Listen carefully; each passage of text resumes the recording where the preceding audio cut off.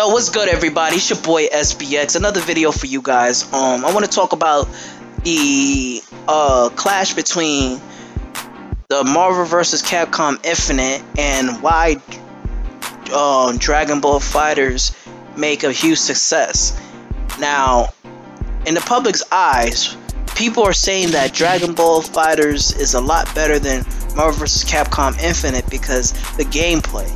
So it's mainly focused on the gameplay, and people are more amazed with this game than the Marvel vs. Capcom Infinite.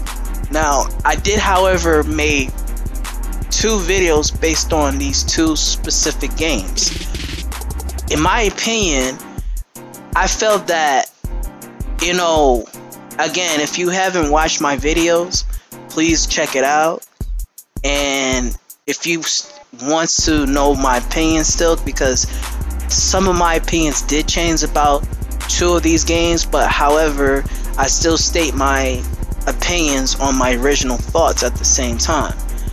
I do, however, feel that Marvel vs. Capcom Infinite was rushed because they didn't put a lot of characters in this game, like the original people. Like, they didn't have the X-Men crew, they didn't have Deadpool, they didn't have all the classic characters from the latest, well, actually the previous games from the early segments of the game.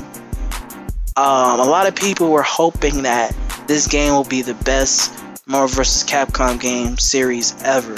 However, Capcom really did fail us and pretty much got that L for that, you know, because Marvel vs. Capcom Infinite was focusing on like the new graphics in the game, and the graphics really did suck into some people's eyes because the face of Dante, the face of Chun-Li, even though they fixed Chun-Li's face, but you know, we were more used to of the classic games, you know, because I feel though it's like Marvel vs. Capcom only focus on their idea of how they look at it, of what other games are doing, like Tekken and Injustice and stuff like that.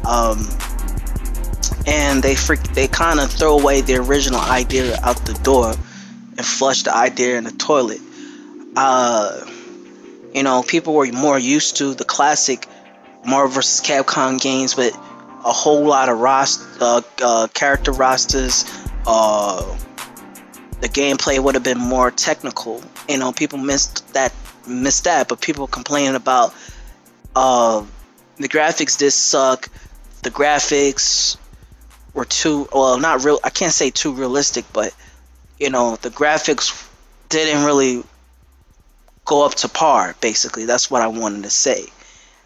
In my opinion, I don't have a problem with the graphics, but I mean, it could have done better than that, you know, because it needs to be in the original cartoon format. I believe they should do. As far as that goes, in my opinion, I don't think the game entirely sucked, but I do, however, feel like, just like everybody else, I stopped fucking with this game after I finished beating it. I feel like there's no use of me playing it. But in the older generations of Marvel vs. Capcom games, you play that shit all day long. You didn't care if you beat the game or not, you know. And sometimes I feel like this is what is lacking in gaming these days, because when you play a game and it's good, you play it for a little while, but then after a while you get bored with it and you don't touch it ever again for a long time. But for my opinion, I feel the same way with Dragon Ball FighterZ, and I believe that this game is a lot better than Marvel vs. Capcom Infinite because, like I said, it's the gameplay. But the cons about, I believe, that they both share is that they didn't really have much character selection. I do believe that in Marvel vs. Capcom Infinite, at least you can change certain clothing on certain characters, but you gotta buy that fucking wardrobe shit for the DLC, which is bullshit. which I don't understand why you can't, you know, have the clothes if you have the season pass, you know, which that kind of flops.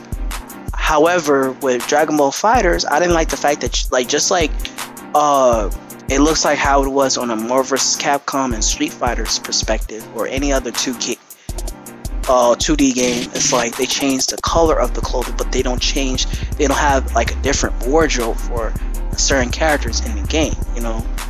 Just like if it was the Budokai games or the Budokai Tenkaichi games, at least they have a different wardrobe for certain characters. But then again, also they do change somewhat of the colors of the characters' clothing too, but it wasn't as corny as the Dragon Ball FighterZ wardrobe, you know. Like I said, I feel like Dragon Ball FighterZ was acting like how 2D games for the past was like Guilty Gear and Blaze Blue and Street Fighters and Street Fighters versus NSK or something like that. Which, again, I'm not knocking these games because I expect these games to be on that format, but Dragon Ball FighterZ are just the Dragon Ball Z games, and it's in the franchise itself, I'm not really feeling. But in my opinion, the Dragon Ball Z games did had a flop too. But in my opinion, Dragon Ball FighterZ really did not flop. This game actually got the W. In fact, in some people's eyes, they think that Dragon Ball FighterZ actually is the best fighting game of 2018. But Marvel vs. Capcom came out of October of 2017. I feel that again, I don't hate Marvel vs. Capcom Infinite, but I believe that it does have some bullshit in my opinion. But I do see myself playing it in the future. If I feel like I'm bored playing, if I'm bored and I want to play a game, I'll come back to it.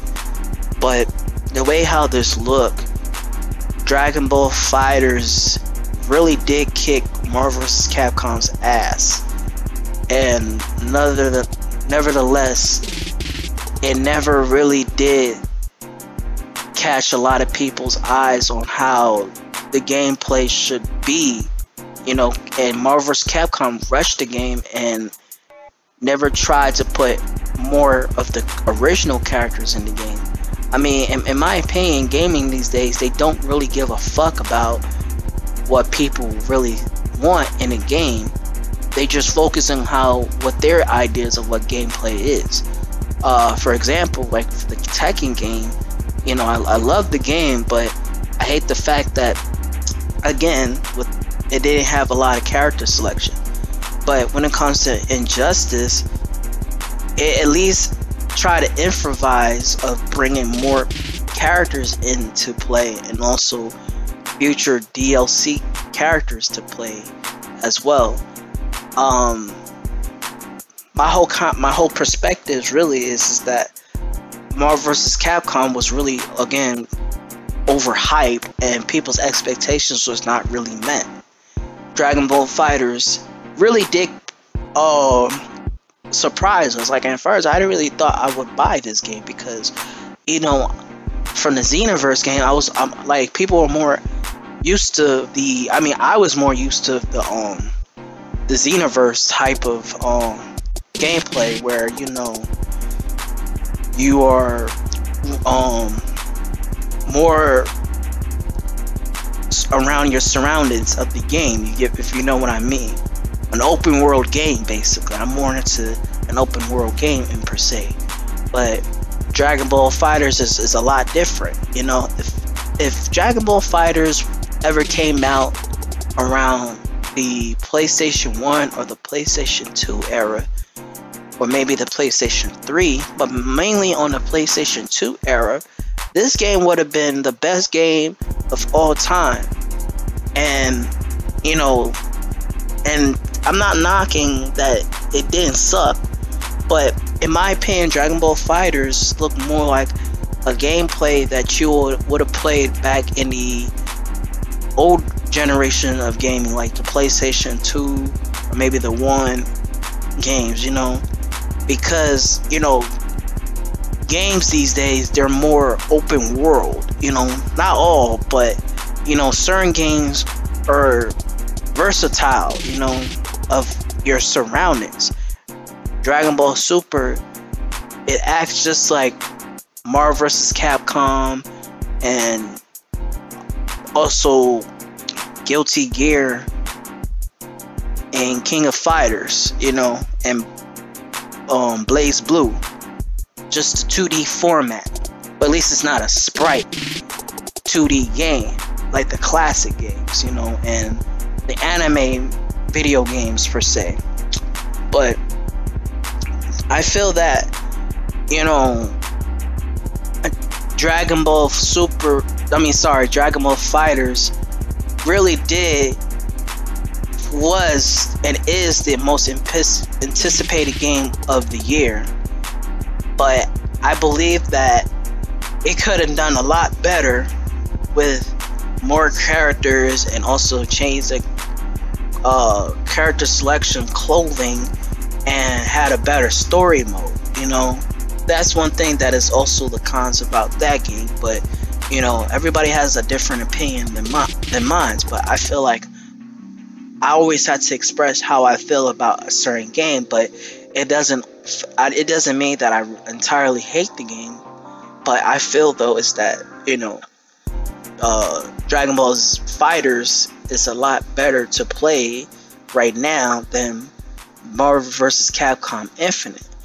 And Marvel vs. Capcom Infinite, like I said, is, you know, they're too focused on the DLC of the characters, and they don't even think about bringing back the veterans in the game. And the game was too short to beat, and there's not a lot to do at this point in this game. So, you know, the fans were overhyping the game, and then they feel very disappointed, and now they regret buying the game and they think it's bullshit. So I can understand that in that way.